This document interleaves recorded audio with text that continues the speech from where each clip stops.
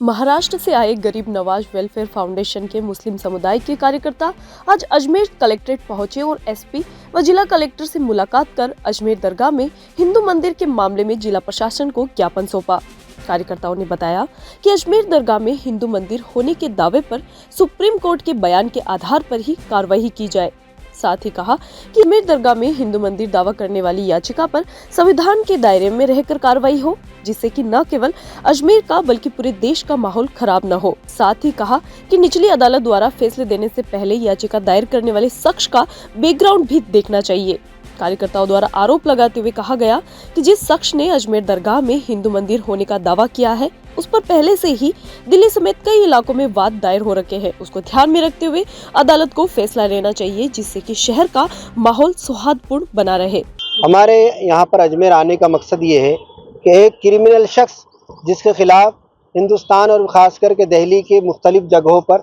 17 cases चल रहे हैं, ऐसा शख्स अजमेर आकर अजमेर की और शहर की देश की अमन सलामत करने के लिए सरकार गरीब नवाज रहमतुल्लाहि ताला अलैह के दरबार मुअल्ला के मुतालिक कुछ गलत अफवाहें और कुछ गलत बातों को पेश करते हुए सर्वे का एक याचिका दाखिल करता है और माननीय अदालत जो अजमेर की है ये उसकी अर्जी को, उसकी याचिका को कबूल करती है। सबसे पहले तो हमारा कहना ये है कि अदालत ने भी याचिका दाखिल करने वालों के बैकग्राउंड को और उनके करियर को देखना चाहिए और ये कहाँ से आता है और इसका क्या है, ये सब देखते हुए उनकी याचिका को कबूल करना चाहिए, जैसा कि सुप्रीम कोर्ट का ऑर्डर है, सुप्रीम कोर्ट का जिस तरह से ऑर्डर है। उसके बाद हमारा आज यहाँ पर आने का मकसद ये है, हमारी मांग ये है जिला कलेक्टर साहब से और एसपी साहब से कि ऐसा कोई भी शख्स आकर अगर कोई भी आपसे मांग करता है तो आप पहले ये देखें कि शहर का और देश का अमन सलामती इससे ख़राब ना हो। और हमारी मांग यहाँ पर आज कलेक्टर साहब से, एसपी साहब से ये है कि अगर कोई रैली दरबार के आसपास निकालने की कोशिश करता है, कोई जुलूस या कोई